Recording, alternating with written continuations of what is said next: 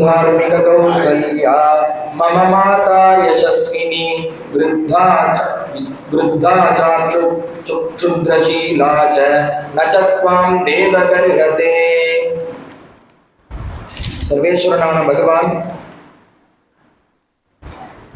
தர்மத்தின் பொருட்டு சக்கரவர்த்தி திருமகனாக திரேதாயுகத்தில் ராமனாக அவதாரம் பண்ற. எது அவளுக்கு பிரதானம்னா தர்மம். தர்மத்தை நிலைநிறுத்துறதுக்காக வந்த அவதாரம் இந்த ராமாவதாரம். அதற்காக சுவாமி இத்தனை கஷ்டப்படுறார். என்ன பண்றார் அதற்காகனா பிதிருவாக்கிய பரிபாலனம்ங்கிற தர்மத்தை பிராதான்யமா எடுத்துக்கிறார். எடுத்துட்டு காட்டுக்கு போறார். கஷ்டம்தான் இருந்தாலும் ஏன் நாட்டை விட்டு காட்டுக்கு போறாருன்னா அவருக்கு ஒன்னே ஒண்ணுதான் பிரதானம், தர்மம். அவ அப்பா சொல்றா, இதுல என்ன ஒரு சுவாரஸ்யம்னா பரண அப்பா கேட்டதாக கைகேயி தான் சுவாமிகிட்ட நேரடியா கேட்கிறா. அப்பா அவங்ககிட்ட 14 வருஷம் காட்டுக்கு போக சொல்லியிருக்கான்னு தசரதன் நேரடியாக சொல்லல. சொன்னது யாருன்னா கைகேயி. அத சுவாமி அதை ஏத்துக்கிறாரு. அப்பா சொன்ன வாக்காக நினைச்சு ஏத்துக்கிறார். அதற்கு மேல டைரக்டா இந்த தசரதன் சொல்லவே இல்லை, சொன்னது கைகேயி. சுவாமி அதை அனுசரிச்சு கிளம்புறாரு. அதற்கு மேல சுவாமி இப்படி கிளம்ப போறாங்கிறது தீர்மானம் ஆன உடனே தசரதன் கூப்பிட்டு சொல்றா, நீ போகாதங்கிறான். ராமா நீ காட்டுக்கு போகாத. இதுல என்ன சம்பவிக்கும்னா ஒரு பெரிய பாபம் சம்பவிக்கும். அதை நான் ஏத்துக்கிறேன். என்ன பாபம் சம்பவிக்கும்னா இந்த லோகம் என்னை திட்ட போறது, எனக்கு ஒரு கெட்ட கதி கிடைக்க போகுது நான் மரிச்ச பிறகு. என்ன கதி? நான் பொய் சொன்னா என்ன நரகமோ அந்த நரகம் எனக்கு கிடைக்க போகுது. இந்த லோகம் என்ன பொய்யன்னு சொல்ல போகுது. அதனால நீ காட்டுக்கு போக வேண்டாம், இங்கேயே இருந்தா போறோம். இந்த பாவத்தை நான் ஏத்துக்கிறேன். இப்ப உன்னை போன்னு சொன்னது நான் சொன்னேன்னு சொல்லி என்னுடைய வச்சனாத்தை கைகேயி சொல்லி இருக்கா. இப்ப நீ கிளம்புற. இப்ப அதே டைரக்டா சொல்லல, ஆனா இப்ப நான் நேரடியாக சொல்றேன், ராமா நீ போகாத, இந்த நாட்டிலேயே இரு. அதுல என்ன பாபம் சம்பவிச்சாலும் அதை நான் ஏத்துக்கிறேன். நீ போகாத ராமா. டைரக்டா போன்னு சொல்லல, போகாதங்கிறது டைரக்டா இந்த தசரதன் சொல்றார். அதையும் தாண்டி சுவாமி கிளம்புவேங்கிறார். ஏன்னா பிதிருவாக்கிய பரிபாலனம் தர்மம், இதுதான் பிராதான்யம்.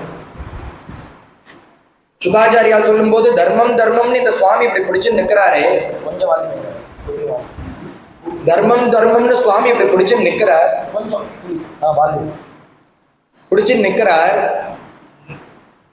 எதற்காக இந்த நாட்டை விட்டு காட்டுக்கு போற அப்படின்னா சுகாச்சாரியால் சொல்லும் போது சொல்றார், குருவத்தே த்யக்தராஜ்யா யசரதனுவனம் பத்மபத்யாம் பிரியாயா பானிஸ்பரிஷாட்சமாப்யாம் மிருதித பதருஜோ யோகரீந்திரானுஜாப்யாம் வைரூப்யா சூர்பணத்யா பிரியஹர விருஷா ஆரோபித ப்ரூ விஜృంభ திரஸ்தாப்திஹி பத்தசேதுஹு கலதவதகனஹ கோசலேந்திரோ வதன்னா. கோசலேந்திரோ வதான்னஹா நவம ஸ்கந்தத்துல சுகாச்சாரியால் இந்த ராமாயணத்தை சொல்லும் போது சுருக்கமா ஒரே ஸ்லோகத்துல ராமர் பிறந்ததுலேருந்து ராவணேஸ்வரனை வதம் பண்ணி இந்த சிம்மாசனத்துல இருந்து அலங்காரம் பண்ற பரியந்தும் அலங்கரிச்சது பரியந்தும் ஒரே ஸ்லோகத்துல சொல்லிவிட்டார். அதுல சொல்ற சுவாமி எதற்காக இந்த நாட்டை விட்டு போனார்னா குருவர்த்தே த்யக்தராஜ்யா. குருன்னா அப்பாவுக்கு குருன்னு பேரு, மற்றொன்று குருனா பெரியதற்கு குருன்னு பேரு. இப்ப சுவாமி என்ன நினைச்சுட்டு இருக்கா, எல்லா லோகத்துல நினைச்சுட்டு இருக்கா குருவர்த்தே த்யக்தராஜ்யான்னா அப்பாவுடைய வாக்குக்காக சுவாமி காட்டுக்கு போயிருக்காருன்னு. அது யதார்த்தம் தான், அது லோகத்துக்கு யதார்த்தம். சுவாமியுடைய மனசுல என்னன்னா இப்படி நாட்டை விட்டு காட்டுக்கு கிளம்பினாதான சின்னதை தியாகம் பண்ணா பெருசு கிடைக்கும். சுவாமி மனசுல எது சின்னதுன்னா இந்த பித்ருவாக்கிய பரிபாலனம்ங்கிறத பெருசா எடுத்துட்டு கிளம்புறாரு. இந்த நாடு அவருக்கு சின்னதா தெரியுது. அது மட்டும் இல்லை, இந்த நாட்டை விட்டுட்டு கிளம்பினாதான் பெருசு கிடைக்கும். என்ன பெருசு? மகத்தா ஒன்று கிடைக்கும். என்ன கிடைக்கும்னா பரம பக்தனான குகன் கிடைப்பான், பரம பக்தையான சபரி கிடைக்க போறா, பரம பக்தனான சுக்ரீவன் கிடைக்க போறான், எல்லாத்த விட ஜாஸ்தி பரம பக்தனான தூதனான ஆஞ்சநேயன் கிடைக்க போறான். இது இவர் இந்த நாட்டுல இருந்தார்னா இது யாருமே கிடைக்க மாட்டா. அதனால அவருடைய மனசுல எது பெருசா இருக்குன்னா, நாடு சின்னது, இந்த பித்ருவாக்கிய பரிபாலனம்ங்கிறது பெருசு. அதை அனுஷ்டானம் பண்ணிட்டோம்னா இவ்வளவு லாபம் கிடைக்கிறது, இவ்வளவு பக்தால் சுவாமி கிடைக்கிற. அவர் மனசுல இது பெருசா இருக்கு. குருவர்த்தே எத்தராஜ்யா, அது மட்டுமானா நாட்டை விட்டு காட்டுக்கு வந்தது தர்மத்துக்கு, அதை பெருசா நினைக்கிறார். இந்த பக்தாளுக்காக வந்திருக்கார். மற்றொன்றையும் அவர் பெருசா நினைக்கிறார். எது பித்ருவாக்கிய பரிபாலனமானா அதையும் தாண்டி சூட்சமா ஒரு விஷயம் உள்ள இருக்கு. என்னன்னா தர்மம். தர்மத்துக்காக தான் இந்த சுவாமி இந்த பித்ருவாக்கிய பரிபாலனம்ங்கிற போர்வேல கிளம்பி வர தர்மத்தை நிலைநாட்டணும். ஏன் என்ன தர்மத்தை ஸ்தாபிதம் பண்ணணும்னா, சுவாமி நினைச்சார்னா ஒரு க்ஷணத்துல அப்பா வார்த்தையை மீறி இந்த நாட்டிலேயே இருக்க முடியும். ஆனா அதை சுவாமி செய்யல. சுவாமி அதற்கு சக்தம் தான், இருந்தாலும் செய்யல. அவர் மனசுல என்ன இருக்குன்னா, அப்பாவுடைய வியாஜத்துல தர்மத்தை பரிபாலனம் பண்ணணுங்கிறதுக்காக யாரு என்ன தடுத்தாலும் நிற்காதபடிக்கு சுவாமி காட்டு கிளம்புறார். தசரதன் அழறானா. ஏன் அழுதான் தசரதன்னா, சுவாமி கிளம்புறேன்னு சொன்ன உடனே தசரதன் எதை நினைச்சு அழுறான்னா, இப்படி ஒரு நல்ல எல்லாரும் லோகத்துல குழந்தை பிறக்கலன்னு அழுவா, இல்லைன்னா கெட்ட குழந்தை பிறந்திருக்கேன்னு அழுவா. நான் எதற்காக இங்க அழறேன்னா, ஒரு நல்ல குழந்தைய பெத்துப்பேனேங்கிறதுக்காக அழறேன். ஏன் நல்ல பிள்ளைய பெற்றதற்கு அழறேன்னா, ஒரு போக்கிரியான ஒரு ஆசாமியா இருந்தான்னா, நான் நாடு வேண்டாம்னு சொல்லி விரட்டி விட்ட உத்தரட்சணம் என்ன பண்ணுவான்னா, எய்தாப்புல ஒரு வீட்டை வாடகைக்கு எடுத்துட்டு எனக்கு முன்னாடியே உட்கார்ந்துட்டு நித்தியபடி என்னை திட்டிண்டு எனக்கு கண்ணுக்கு நேரையே இருப்பான். எனக்கு ராஜ்யம் கொடுக்கலைங்கிறத சொல்லி சொல்லி காமிச்சுட்டு திட்டின்னு அங்கேயே இருப்பான். இது போகிரி பண்ற காரியம். நான் தெரியாம 60,000 வருஷம் தபஸ் பண்ணி ஒரு நல்ல குழந்தைய பெற்றுட்டேன். அது என்ன ஆகுறதுன்னா, நான் போக வேண்டாம்னு சொல்றேன், ஆனா அந்த குழந்தை போவேன்னு ஒத்த காலம் பிடிச்சு ஒத்த கால நின்றுட்டு கிளம்புறது. தெரியாம ஒரு நல்ல பிள்ளைய பெற்றுட்டேனேன்னு தசரதன் வருத்தப்படுறாராம். அது மட்டும் இல்ல, அந்த புள்ள கடைசி காலம் பர்யந்தம் கண்ணெதிர்க்கு இருந்துட்டே இருப்பான். ஆனா இவன் தர்மத்தை பரிபாலனம் பண்றேன்னு கிளம்பி நாட்டை விட்டு காட்டுக்கே போறானே, இப்படி ஒரு குழந்தைய பெற்றுட்டேனேன்னு தசரதன் அழறான். சுவாமி என்னன்னார், தர்மம் நான் போய் தான் தீர்வேன்னு கிளம்புறார். ஒரு தடவை இல்ல, 2 தடவை இல்ல, 3 தடவை பிரதிஜ்ஞை பண்ணிவிட்டான். சத்தியபாஷங்கிற ஒரு சத்தியபாஷ பரிகீதங்கிறார் சுகாச்சாரியார். ஒரு தடவை இல்ல, 3 தடவை சத்தியத்தினால 3 கயிறை சுத்தி விட்டான். அதனால அவன் அவுக்கவே முடியல கழுத்துல இருந்து. அந்த நிலையில இருக்கிற தசரன்ட்ட விடை பெற்றுட்டு சுவாமி கிளம்புறார். அம்மாட்ட வந்து சொல்றா, அம்மா அப்பா இப்படி சொல்லியிருக்கான்னு இந்த வர்த்தமானத்தை சொன்ன உடனே அவ உடனே அழறா, நானும் கூடயே வரேன், நீ என்னையும் கூட்டிட்டு கிளம்புப்பா ராமான்னு சொல்ல, நம்ம காட்டுக்கு போவோம்னு சொல்ல அம்மாவை சமாதானப்படுத்துற. அம்மா தேம்பி அழறா, மயங்கி விழறா, நானும் வருவேங்கிறா. சுவாமி அம்மாவை சமாதானப்படுத்துறார். பண்ணிட்டே இருக்கிற காலத்துல லட்சுமண சுவாமி வர, என்னன்னா, அண்ணா நீங்க நாளைக்கு வெச்ச லக்னத்துல இந்த பட்டாபிஷேகம் நடக்கணும், அதனால நீங்க காட்டுக்கு போகக்கூடாது, அந்த கிழவரை கூப்பிட்டு நான் ஜெயில போட்டுடுறேன், இது எல்லாம் இந்த சொன்ன லக்னத்துல நடக்கணும்னு புடிவாரமா நிற்கிறான். எல்லாத்துக்கும் என்னன்னா, நீங்க அனுமதி கொடுங்கோன்னு ஒரு இதுல நிற்கிற. சுவாமி பார்த்தாரு, இந்த கதை சொல்ற வால்மீகி இருக்காரு, அவர் சொல்றார், இது போல ஒரு ஸ்திதி, இந்த பக்கம் அம்மாவா கீழே விழுந்து மயங்கி விழறா, அழறா, நானும் வருவேங்கிறா. மற்றொரு பக்கம் பார்த்தா லட்சுமண சுவாமி அந்த கிழவரை பிடிச்சு ஜெயில போடுவேங்கிறான், இதை ஏதாவது பண்ணுவேங்கிறா. ரெண்டு பக்கமும் இப்படி இருக்கிற ஸ்திதியில யாராலடா இந்த ஸ்திதியில இருக்கக்கூடிய யாரால தர்மம் சொல்ல முடியும்னா, என் பிரபுனால மட்டுமே இந்த ஸ்திதியில அவளுக்கு ஹிதத்தை உபதேசம் பண்ண முடியும், தர்மத்தை சொல்ல முடியும். சமாதரம் செய்வ விசக்ஞ கல்பம் ஆர்த்தஞ்ச சௌமித்ரி அபிப்ரதப்தம் தர்மே ஸ்திதகா தர்மமுவாச வாக்கியம் யதாசயே பார்கதி தத்ர வக்தும். என் பிரபு தவிர வேற யாரால இந்த சிச்சுவேஷனை ஹேண்டில் பண்ண முடியுங்கிற, வேற யாராலையும் இதை சமாளிக்க முடியாது. அவளுக்கு என்ன ஹிதத்தை சொல்லுவா, யாராலையும் சொல்ல முடியாது. பிரபு சொல்றாராம், ஏ லக்ஷ்மணா, நீ பண்ணிடுவேங்கிற உன்னை தடுக்கிறது தர்மம் தான். தர்மத்தை விட காட்டிலும் சிறந்த, தர்மத்தை அனுஷ்டானம் பண்ணுவதை காட்டிலும் சிறந்த கர்மா வேற எதுவுமே கிடையாது. தர்மே ஸ்திதா தர்மமுவாச்ச வாக்கியம். அப்பா பிதுர்வச்சனம் உத்தமம். அப்பா சொல்லிட்டான்னு இப்ப நான் கிளம்பி காட்டுக்கு போகாம இருந்தேன்னா இந்த லோகம் என்ன சொல்லும்னா, நாளைக்கு அப்பா பேச்ச கேட்காதவன்னு சொல்லும் ஒண்ணு. ரெண்டாவது, நம்ம அப்பாவுக்கு நம்மளாலேயே ஒரு சிரமம் வரும். இந்த லோகம் அவனை பொய்யன்னு சொல்லும். அதற்கு நம்ம காரணமாக கூடாது. அதனால நம்ம காட்டுக்கு போய் தான் ஆகணும்னு லக்ஷ்மணனுக்கு சமாதானத்தை சொல்லி, தர்மத்துக்கு மேல இந்த உலகத்துல எதுவுமே கிடையாதுன்னா தர்மத்தை அனுஷ்டானம் பண்ணோம்னு தர்மம் தர்மம் தர்மம்ங்கிற தர்மத்தை தவிர வேற எதுவும் பிராதான்யமே கிடையாது பிரபுவுக்கு. அதற்கு மேல நீயும் நானும் சங்கல்பிச்சோனோ அது நடக்காது. மேல தெய்வ சங்கல்பம்னு ஒண்ணு இருக்கு. கைகேயம்மா நேத்து பரியந்தும் தூக்கத்துல எழுப்பி யாரா குழந்தைன்னா இந்த ராமன்னு சொல்லியிருக்கா. பரதனை காட்டிலும் பிரியமுள்ளவன் சொல்லியிருக்கா. ஆனா அந்த கைகேயம்மாவே என்ன காட்டுக்கு அனுப்புறதுக்கு வரம் கேட்டிருக்கான். ஒரு பகல்ல எல்லாம், ஒரு ராத்திரியில எல்லாமே மாறி போயிடுது. இது எப்படி நடந்ததுன்னா பகவான் தீர்மானிக்கிறான், நீயும் நானும் தீர்மானிக்கிறது இல்லை. அதனால அந்த தெய்வம் என்ன தீர்மானம் பண்றதோ அதுதான் நடக்கும். தர்மத்தை அனுஷ்டானம் பண்ணோமே ஆனால் ஒண்ணுக்கு 4 பலனாக 1க்கு 4 கொடுப்பார் பகவான். அதனால நம்ம அதுக்கு பிராதானியம் கொடுக்கணும். தர்மத்தை ஒண்ணு அனுஷ்டானம் பண்ணா அர்த்தம் காமம் மோட்சம் இவ 3ம் பின்தொடர்ந்து வரும். நீ அந்த ஒன்றை ஒதுக்கினா இது 3மே வராதுரா.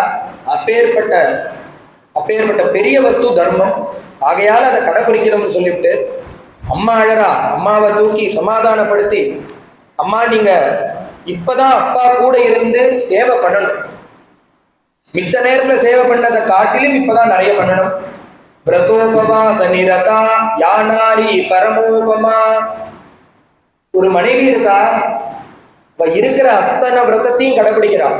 லோகத்துக்கு அவ்வளவு நல்ல காரியங்கள் பண்றான்.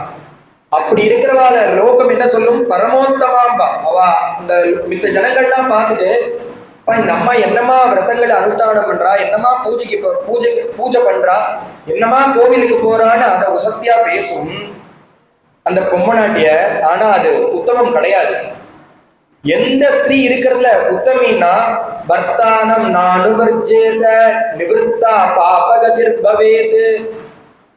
இன்னொரு ஸ்திரீ இருக்கா, அவ இந்த விரதங்கள் கோவில் குளம் நல்ல காரியங்கள் எதுவுமே பண்றதில்ல. அவளுக்கு தெரிஞ்சதெல்லாம் ஒண்ணுதான், லோகம் பதி பதியே லோகம். இப்படி ஒரு பொண்ணு இருக்கா, பர்த்தானம் நானுவர்ஜேத. அவ என்ன பண்றா, அப்படி ஒரு பொண்ணு இருந்தான்னா அவள் தான் நல்ல பெண். லோகமே கொண்டாடக்கூடிய பெண்ணா இருக்காளே ஒருத்தி, அவளுக்கு நல்ல கதி கிடைக்காது. இன்னொருத்தி இருக்காளே பத்தியே தெய்வம்னு இருக்காளே, கோவிலுக்கு போய் தனியா பதிய பார்க்க வேண்டாம், என் பத்தியே தெய்வம்னு ஒருத்தி இருக்காளே, அவள் தான் நல்ல கதி அடைவா. அப்படி இல்லாம பர்த்தா ஒதுக்கிட்டு ஒருத்தி இருக்காளே, அவ பாபகத்தி பவேத்துன்னு சுவாமி வாக்காளர் சொல்றார். நீங்க ஆத்துல இருந்து அப்பாவுக்கு சுசுரூஷ பண்ணுங்கன்னு அம்மாவுக்கு உபதேசத்தை பண்ணிவிட்டு, எம் பாலயசி தர்மம் தொம் திருத்யா ஜனியமேனச்ச. கௌசல்யா ஆசீர்வாதம் பண்றா, தர்மம் தர்மம்னு விடாப்பிடியா அந்த தர்மத்தை நீ பிடிச்சுட்டு இருக்க, அதே தர்மம் உன்னை காப்பாத்தட்டும்னு ஆசீர்வாதம் பண்ணி அனுப்ப. நேரா தேவிய பார்க்க அரண்மனைக்கு வர. என்ன வாக்குல எப்படி கூப்பிடுறாருன்னா, ராஜ்யம் போயாச்சு, 10 நிமிஷத்துல காட்டுக்கு கிளம்பி ஆகணும். இப்படி இருக்கிற ஸ்திதியில சுவாமியுடைய வாக்கு எவ்வளவு மங்களமா இருக்குன்னா, யாத்தேஜமயி கல்யாணி. கல்யாணின்னு ஒரு மனுஷனால அந்த சமயத்துல கூப்பிட முடியுமா? சுவாமியை தவிர வேற யாராலையும் கூப்பிட முடியாது. ராமர் அவரை இனிமையாக கூப்பிடுறார். எல்லாம் போயிடுத்து, இருக்கும் போது சொல்றது ஆச்சரியம் இல்லை, எல்லாம் போன காலத்துல கல்யாணின்னு கூப்பிடுறார். தேவியை சமாதானப்படுத்தி முன்பே சுவாமிக்கு முன்னாடியே என்ன எண்ணம்னா, அங்கேயே கைகை அம்மாட்டே கேட்டுட்டார், எனக்கு நீங்க பரதன் வந்து விட்டு அவனுக்கு பட்டாபிஷேகம் பண்ணிவிட்டு கிளம்புறேன்னு முதல்ல கேட்கிறார். அவ பார்த்தா ராமனை இந்த நாட்டுல இழுக்க வச்சோன்னா அவனுக்கு சப்போர்ட்டா ஜனங்கள் சேர்ந்துடுவா. ஏன்னா கேகய தேசம் போறதுக்கு 7 நாள், வரதுக்கு 7 நாள். பரதன் வரதுக்குள்ள இவனுக்கு ஒரு கோஷ்டி சேர்ந்துடும், பரத பட்டாபிஷேகம் நின்று போயிடும். ஆகவே என்னன்னா, ராமன் கிளம்பணும்னா இப்பயே கிளம்பணும்னா மற்றொரு பொய்ய சொன்னாவ. நீ இப்பயே கிளம்பணும், ஏன்னா நீ எப்ப காட்டுக்கு கிளம்பி போன பிறகு உங்க அப்பா சாப்பிட போறார், அதுக்கப்புறம் தான் எந்திருந்து வெளியில வருவாரா, சாப்பிடுவாரா, குளிப்பாரான்னு ஒரு பொய்ய சொன்னான். சுவாமி அப்படி இருந்தா நான் உடனே கிளம்புறேன்னார். எங்க அப்பாவுக்கு என்னால் ஆணி வேண்டாம், நான் உடனே கிளம்புறேன்னு கிளம்புறேன். அதற்கு முன்னாடி ஒரு அனுமதி கேட்கிறார். நான் நேரா போய் எங்க அம்மாவா சமாதானப்படுத்தணும், மற்றொன்று என் தேவியை அழிச்சுட்டு போகணும் அப்படின்னு முன்னாடியே அனுமதி வாங்கிவிட்டார் கைகேயி அம்மாட்ட.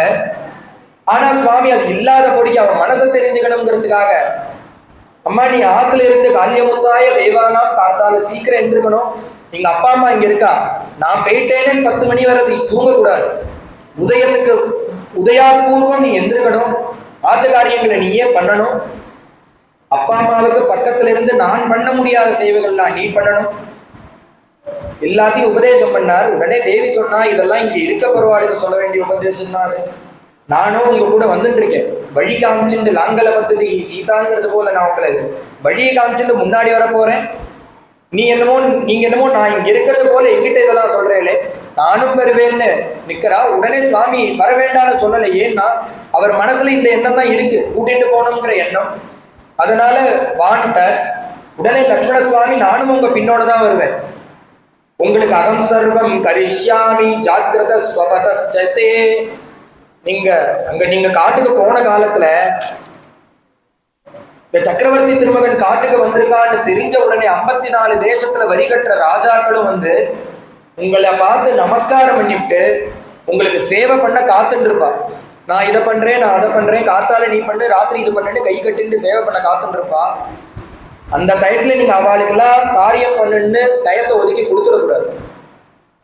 எப்பொழுதும் எனக்கு 2 வேளை ஒதுக்குங்கோ, மித்த எல்லா நேரத்தையும் அவளுக்கு ஒதுக்குங்க. எந்த 2 வேளைன்னா, முழிச்சுட்டு இருக்கும் போதும் தூங்கும் போது மட்டும் நான் சேவை பண்றேன், மீது எல்லா நேரமும் அவா பண்ணட்டும்னா. என்ன அர்த்தம்னா, யாரு வந்தாலும் அந்த கைங்கரியம் நான் தான் பண்ணுவேன்னு அர்த்தம். ஏன்னா 2 வேளை தானே இருக்கிறது, தூங்குறது ஒன்றும் முழிச்சுட்டு இருக்கிறது. இந்த 2 வேளையும் நான் பண்ணுவேங்கிறத பாவம் என்னன்னா, எப்பொழுதும் நான் தான் அவங்க கூட இருப்பேன், மற்றவர்களுக்கு விட்டு கொடுக்க மாட்டேன்னு சொல்லிவிட்டு லட்சுமண சுவாமியின் கூட வர சுவாமி அப்படி ஆசீர்வாதத்தை வாங்கினார்.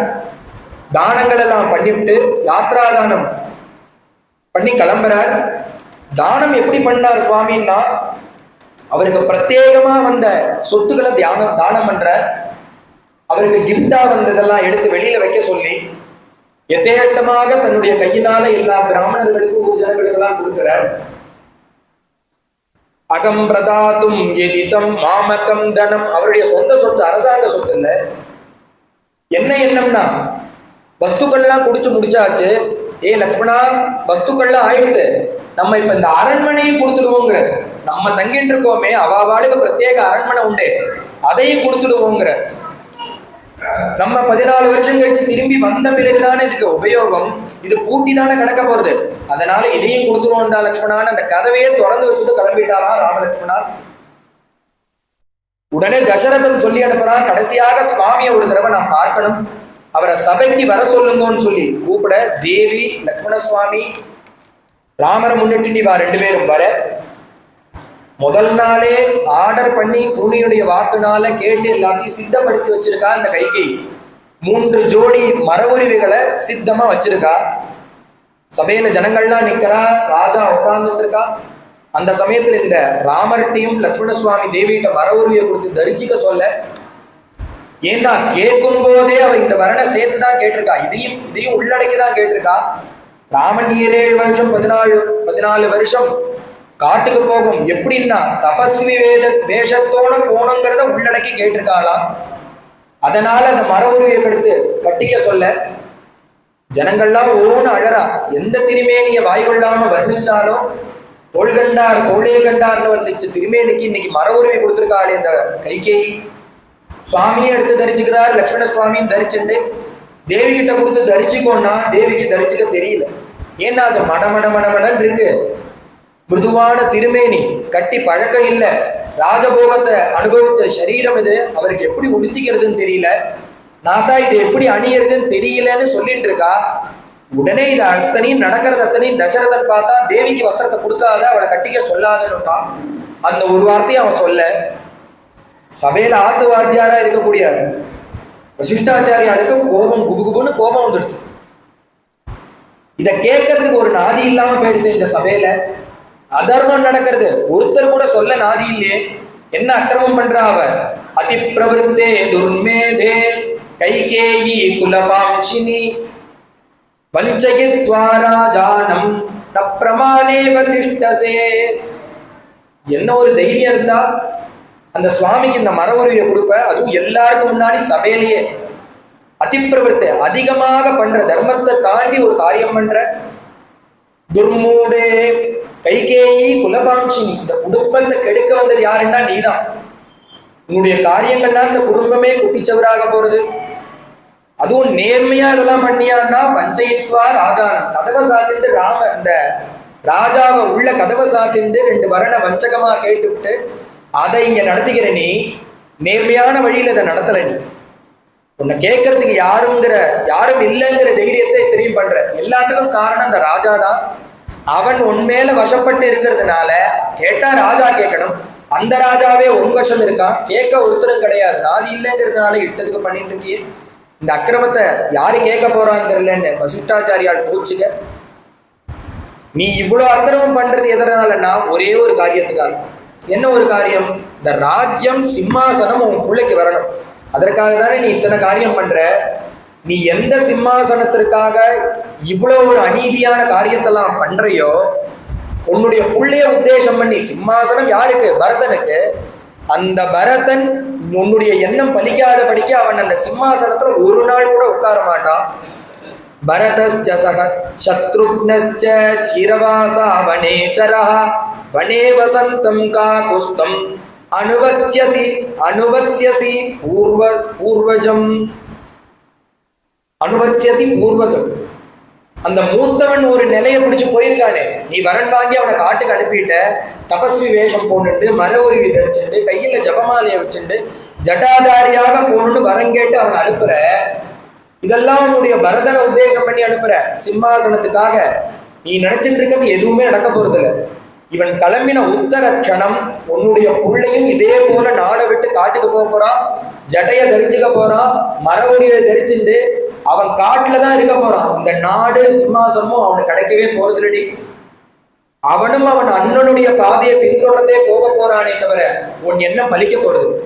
அது மட்டும் இல்ல, நயதத் பவிதா ராஷ்டிரம் யத்ர ராமோ ந பூபதிஹி தத்வனம் பவிதா ராஷ்டிரம் யத்ர ராமோ நிவத்ஸ்யதி. அதற்கு மேல ஒரு சாபத்தை கொடுக்கிறார். ராமன் இருக்கக்கூடிய காடு நாடாக போறது, ராமன் இல்லாத இந்த நாடு காடாக மாறப்போகுது. இது வசிஷ்டாச்சாரியர் சொன்னது ஆச்சரியம் இல்ல. ராமர் போற இடத்துலலாம் என்னன்னா அங்கங்க ஜனங்கள் கூடி அவருக்கு போறார். ஒரு சுக்ரீவனை சக்கியம் பண்ணிக்கிறார். அந்த நாட்டை திருப்பி கொடுக்கிறார், ராஜ்யத்தை கொடுக்கிறார். குரங்குகள் சைன்யமா இருக்கு, அது ஒரு பிரதேசமா மாறுறது. இங்க நாட்டுல பரதன் அந்த சிம்மாசனத்துல உட்கார்ந்து அலங்கரிச்சு நாட்டை ஆளணும். அவன் ரிஷிவேஷத்தை போட்டுண்டு பக்கத்துல இருக்கக்கூடிய நந்திரிகாமத்துல வந்து வசிக்க போறான். இவர் வாக்கு அப்படியே பலிக்க போறது. மனசுல இருக்கிற கஷ்டத்தினால அதை சபிச்சார். மேல சபையில இருக்கக்கூடிய ராமர் பார்த்தார், சொல்லிட்டு கிளம்புறார்.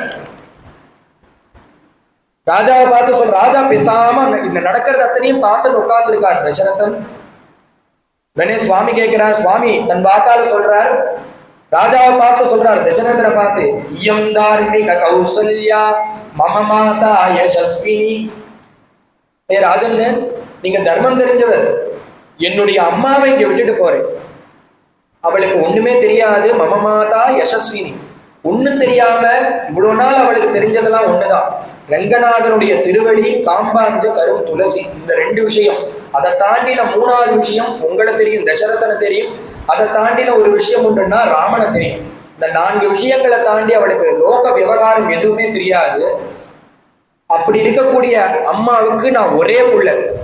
நான் காட்டுக்கு அனுப்பிச்சேன்னா இன்னொரு 2 புள்ள இருக்கான்னா அவன் பார்த்துப்பாங்கிற தைரியத்துல நான் காட்டுக்கு போகலாம். நானும் ஒரே புள்ள, அதுவும் மூத்த புள்ள. எந்த சமயத்துல அவ சின்ன வயசுன்னா அவளும் வயசானவ. விருத்தா சக்ஷுத்ரநீலாச்ச, வயசான காலம். ஒருத்தரும் இல்ல, ஒரே புள்ள, மூத்த புள்ள. எப்ப நான் கூட இருக்கணுமோ, கூட இருக்க வேண்டிய காலத்துல என்னுடைய அம்மா வரன் வாங்கி என்ன காட்டுக்கு அனுப்புறா.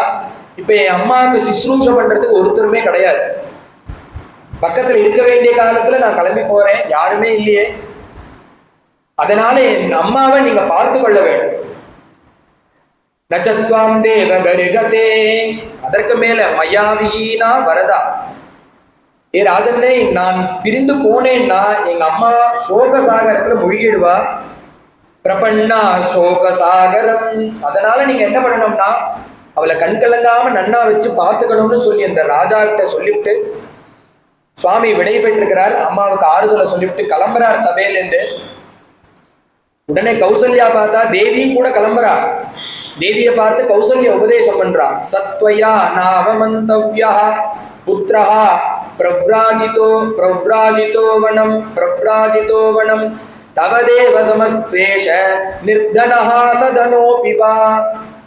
அம்மா சீதே, என் புள்ளை இப்ப நாடை விட்டுவிட்டு காட்டுக்கு போக போறான். அவனை நீ அலட்சியப்படுத்தி விடாது. ஒரு கணவன் பணம் இருக்கோ இல்லையோ, தனம் இருக்கு, ஒரு நாடு இருக்கு இல்ல, இந்த மாதிரி எந்த ஸ்திதியிலையும் அலட்சியப்படுத்தக்கூடாது கணவனை. இப்ப அவன் நாட்டை விட்டுட்டு காட்டுக்கு போக போறான், அவன்கிட்ட பணமே கிடையாது. அப்படி இருக்கிற காலத்துல நீ அவன் ஒரு க்ஷணம் கூட அவனை அலட்சியப்படுத்தி விடக்கூடாது. ஏன்னா அவன் ராமன் மானி அதை பொறுக்க மாட்டான். நீ அவனை அலட்சியப்படுத்திவிட்டேன்னா அவனால தாங்க முடியாது. அவனை அலட்சியப்படுத்திவிட்டாதடி சீதான்னு சொல்லி வாக்கால சொல்லி அனுப்புறா. உடனே தேவி அதற்கு பதில் சொல்றா. நாதந்திரி வாக்கியதே வீணா நாச்சக்ரோ வர்த்ததே ரதா. தேவி சொல்றா, அம்மா நான் என்னுடைய பிரபுவை அலட்சியப்படுத்துவேனா? சொப்பனத்துல கூட பண்ண மாட்டேன். ஏன்னா அவர் இருக்கிறதுனாலதான் எனக்கு பெருமையே. ஒரு வீணை வாங்குறோம், ஒரு வீணை 50,000 ரூபாய் விலை கொடுத்து வாங்குறோம். 50,000 ரூபாய் விலை கொடுத்து ஒரு வீணை வாங்கினாலும் அதுல மீட்டுறதுக்கு 5 ரூபாய் தந்தி இல்லைன்னா அது எப்படி பிரயோஜனப்படாதோ, நாதந்திரி வாத்தியதே வீணா. அது போலதான் ராமன் இல்லாம நான் எங்க பிரகாசிக்கிறது? அவரோட சேர்ந்து இருந்தாதான் எனக்கு பிரகாசம். அது மட்டும் இல்ல, நாச்சக்ரோ வர்த்ததே ரதா, எவ்வளோ ரூபாய் கொடுத்து ஒரு கார் வாங்கினா, ஒரு 2 கோடி ரூபாய் கொடுத்து ஒரு கார் வாங்கினாலும் 4,000 ரூபாய் கொடுத்து ஒரு நல்ல டயர் போடலைன்னா அந்த வண்டியுடைய சுகத்தை அனுபவிக்க முடியுமா? அந்த வண்டி பிரயோஜனப்படுமா? அது போல ராமர் இல்லாம நான் ஒரு வஸ்துவே கிடையாது. அவரை நான் எப்படி அலட்சியப்படுத்துவேன்? நாபதிஹி சுகமே தத்த, நான் அவரை என்னைக்குமே அலட்சியப்படுத்த மாட்டேன், நீங்க கவலைப்படாதீங்கன்னு சொல்லி அந்த தேவி தன் வாக்கால சொல்ல பக்கத்துல